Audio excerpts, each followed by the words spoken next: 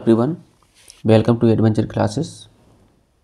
आज हम लोग यहाँ से पढ़ेंगे एडियाबैटिक प्रोसेस। लास्ट वाले लेक्चर में हम लोगों ने पढ़ा था आइज़ोथर्मल प्रोसेस के बारे में।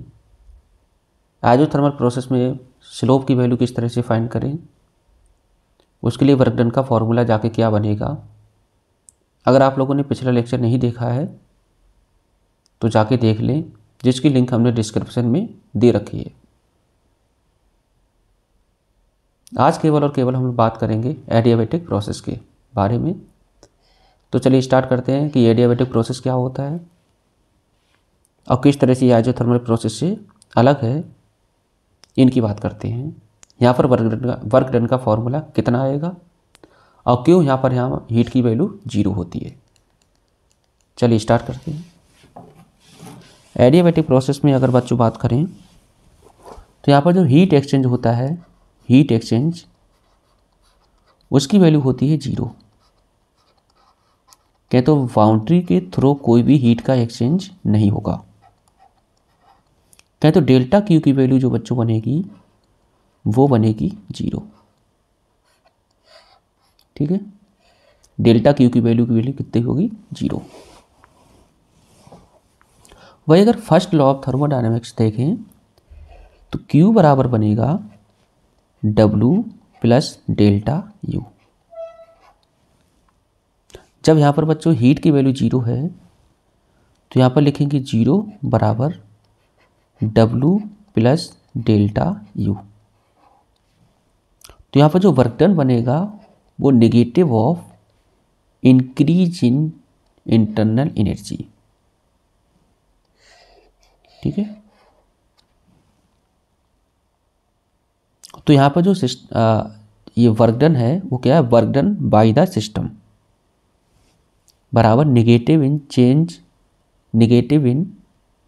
Increase in internal energy. ये जो बच्चों प्रोसेस है एडियाबैटिक, वो वेरी फास्ट प्रोसेस है, वेरी फास्ट प्रोसेस है, क्योंकि यहाँ पर हीट का एक्सचेंज होता नहीं है और इंटरनल एनर्जी अचानक से बढ़ती है, तब जाके क्या है प्रोसेस क्या है? Very fast. यहाँ पर जो वॉल रहती है, वो वॉल रहेंगी कैसी? इंसुलेटिंग, परफेक्टली इंसुलेटिंग वॉल रहेंगी, जिसके थ्रू हीट का एक्सचेंज होगा ही नहीं। आइज़ोथर्मल की बात करें बच्चों तो आइज़ोथर्मल का जो ग्राफ बना था वो ग्राफ कुछ इस तरह से बना था।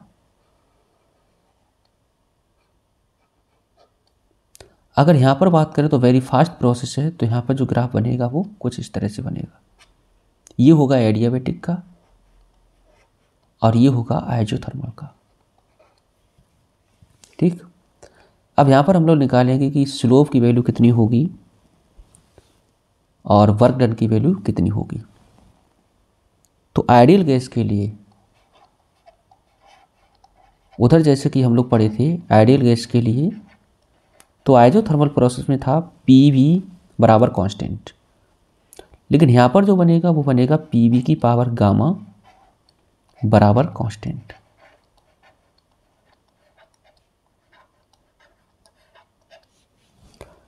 गामा क्या है? इसको हम ये भी लिख सकते हैं P1 V1 की पावर गामा बराबर P2 V2 की पावर गामा बराबर कांस्टेंट। कोई दिक्कत नहीं है। ठीक, यहाँ पर जो बात गामा है, गामा को हम पढ़ते हैं एडियाबैटिक कांस्टेंट।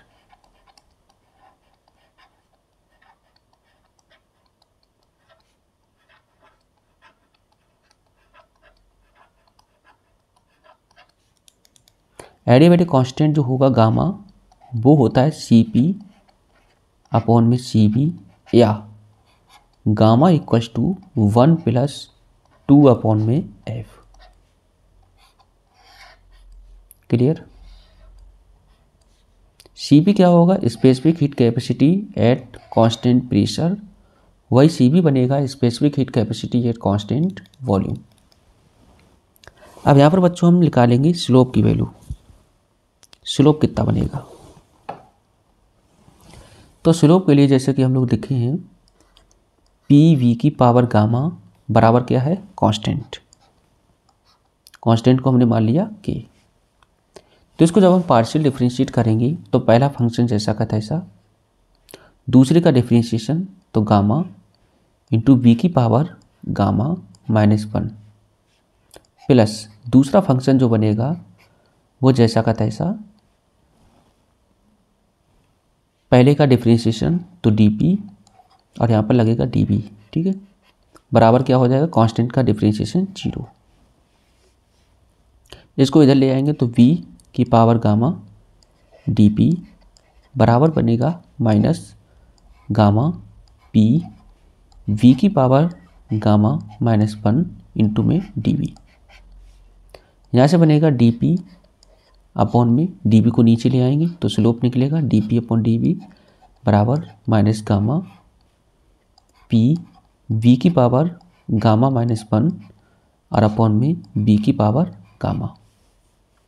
इसको जब सॉल्व करेंगे तो यहाँ हो जाएगा माइनस का गामा p, और देखो जब यहाँ पर इसको तोड़ेंगे तो बनेगा b की पावर गामा और इंटू में v की पावर -1 और अपॉन में लिखा है v की पावर गामा। तो b की पावर माइनस गामा b की पावर गामा से ख़त्म तो हो जाएगा माइनस गामा p अपॉन में v। तो यहाँ से एडियाबैटिक के लिए जो स्लोप बनेगा dp अपॉन dv वो आपको मिलेगा माइनस गामा p अपॉन में v। ये जो स्लोप है वो एडियाबैटिक स्लोप है। वही आइजोथर्मल के लिए जो स्लोप आया था dp अपॉन dv वो बना था माइनस p अपॉन में v। ये जो स्लोप है वो है आइजोथर्मल प्रोसेस के लिए। किसके लिए है, आइजोथर्मल। ये जो आया वो किसके लिए है, एडियाबैटिक। किसके लिए है, एडियाबैटिक, ठीक है। तो यहाँ पर दोनों में जो रिलेशन बनेगा dp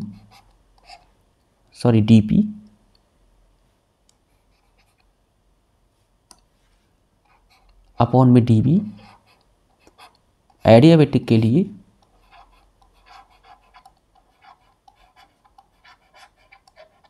वो हो जाएगा कितना, gamma times of dp upon dv आइजोथर्मल का, ठीक। तो ये जाके दोनों के स्लोप में रिलेशन है। मतलब जो एडियाबैटिक का स्लोप है वो गामा टाइम्स ज़्यादा है जिससे आइजोथर्मल से। तो यहाँ पर ये स्लोप निकल के आ गया। अब बच्चों हम लोग निकालेंगे वर्क डन। तो जैसा कि आप लोगों ने पढ़ा है W का फॉर्मूला वर्क डन W होता है W बराबर PdV। क्या पढ़ते हैं, PdV। शुरुआत में मान के चलो सारे हमारे क्या हैं, P1 B1 और T1। टेम्परेचर कितना था T1, volume B1, pressure P1। बाद में बन गया कितना P2 V2 चेंज होके और T2, ठीक है। तो यहाँ से अगर हम देखें W बराबर क्या बनेगा, PdV। वही अगर आप देखें कि PV की पावर गामा जो है उसको हम क्या माने थे, कांस्टेंट। तो क्या हम यहाँ पर P की वैल्यू फाइंड कर सकते हैं। तो P की वैल्यू यहाँ पर मिलेगी K अपॉन में V की पावर गामा। ये P की वैल्यू उठा के हम यहाँ रख देंगे, ठीक है।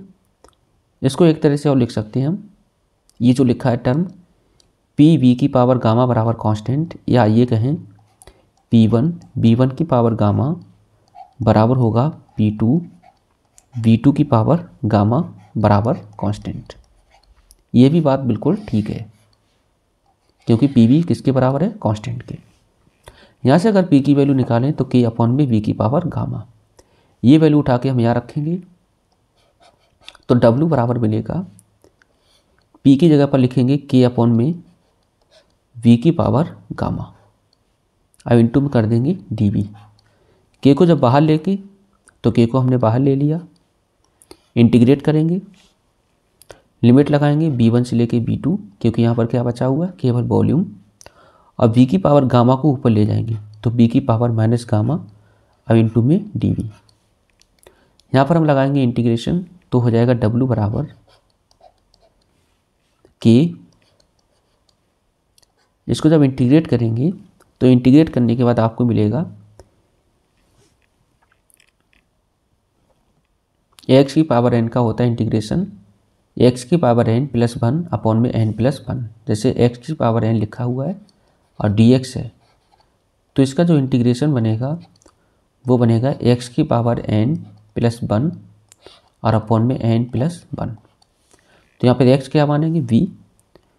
तो v की power minus gamma plus 1 upon में लिखेंगे माइनस गामा प्लस 1 और लिमिट लगा देंगे b1 से लेके b2। इसी तरह से w बराबर क्या मिलेगा, w बराबर k। इसको हम बाहर ले आएंगे तो मिलेगा 1 माइनस गामा और अंदर क्या लिखेंगे, v की जगह पर पहले लिखेंगे v2। कितना लिखेंगे, v2। तो यहाँ लिखेंगे v2 माइनस गामा प्लस 1, उसके बाद minus v1 minus gamma plus 1। ये रिलेशन आपको निकल के आ गया। k की अगर बात करें तो यहाँ पर p1 v1 की पावर गामा बराबर p2 v2 की पावर गामा बराबर क्या है, कांस्टेंट k। जब k का अंदर मल्टीप्लाई करेंगे तो आपको मिलेगा w बराबर 1 अपॉन 1 माइनस गामा, तो हमारा बाहर रहेगा और अंदर हम मल्टीप्लाई करेंगे तो बनेगा k। तो यहाँ पर v2 के साथ ये वाला फंक्शन लिखेंगे, क्योंकि यहाँ पर 2 है तो 2 वाला फंक्शन लिखेंगे। तो यहाँ लिखेंगे p2 v2 v2 की पावर माइनस गामा प्लस 1। उसके बाद हो जाएगा माइनस, यहाँ गामा होगा, उसका हो जाएगा माइनस, यहाँ v1 वाला फंक्शन लिखेंगे तो p1 v1 की पावर गामा और v1 की पावर माइनस गामा प्लस 1। इस तरह से क्या होगा, या मल्टीप्लाई में पावर है तो पावर क्या होती है, ऐड होती है। ऐड होने के बाद गामा से गामा खत्म हो जाएगा, बचेगा v की पावर 1। तो w बराबर लिखेंगे 1 अपॉन में 1 माइनस गामा, यहाँ बचेगा आपका p2 v2 minus p1 v1। ये रिलेशन आपको मिल गया। एक चीज़ और आपको पढ़ते हैं, आइडियल गैस के लिए PV बराबर nRT। क्या पढ़ते हो, PV बराबर nRT। तो यहाँ से अगर देखें तो PV बराबर nRT। तो जहाँ पर P2 V2 लिखा हुआ है वहाँ पर क्या लिखेंगे, nRT2। तो W बराबर 1 अपॉन में 1 माइनस गामा, जहाँ P2 V2 लिखा है वहाँ कर देंगे nRT2 माइनस nRT1। nR को बाहर ले लेंगे तो W बराबर मिलेगा आपको nR अपॉन में 1 माइनस गामा और यहाँ कर देंगे T2 माइनस T1। तो एडियाबैटिक के लिए जो वर्क डन का फॉर्मूला होगा वो ये बनेगा, और आइसोथर्मल के लिए हम पहले ही प्रूफ कर चुके हैं, वर्क डन का फॉर्मूला निकाल चुके हैं। तो ये था हमारा पूरा लेक्चर, या कहें तो कुछ मिनटों का एक छोटा सा वीडियो, जहाँ से हम लोगों ने देखा एडियाबैटिक प्रोसेस के बारे में। तो एडियाबैटिक प्रोसेस में हम लोगों ने जाना कि वर्क डन का फॉर्मूला क्या होगा, स्लोप की वैल्यू हम किस तरह से फाइंड करें, आइसोथर्मल प्रोसेस से ये किस तरह से अलग है, क्या दोनों में रिलेशन है, इन सभी बातों के बारे में मैंने चर्चा की। तो यहाँ पर जो हीट एक्सचेंज होता है वो 0 होता है, ठीक है। तो पढ़ाई करते रहें। All the very best.